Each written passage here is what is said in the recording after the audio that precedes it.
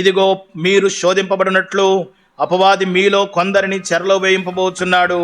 10 దినములు శ్రమ కలుగును.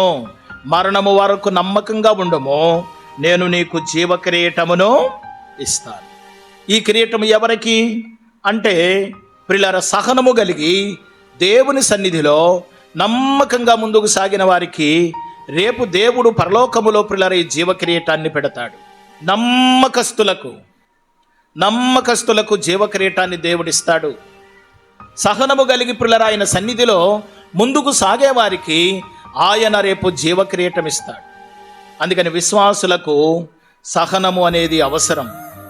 దేవుని పిల్లలైన వారికి ఓర్మి అనేది అవసరం.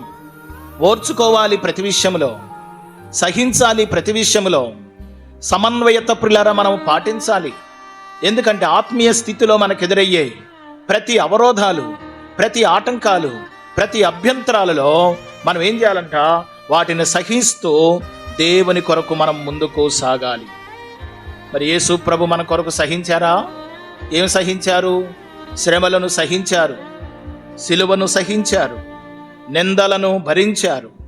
ఆయన మీదకు వస్తున్న అగపాట్లన్నీ ప్రియులారా ఆయన ఓర్చుకున్నారు. ఏవండి, అందుకని ఆ జీవకిరీటం పొందుకోవాలి అంటే మనము కూడా ఆ రీతిగా ప్రియులారా ఓర్మి జీవితం మనకు చాలా అవసరం. ఓర్పు అనేది మనకు చాలా అవసరం. సహనం అనేది మనకు చాలా అవసరం.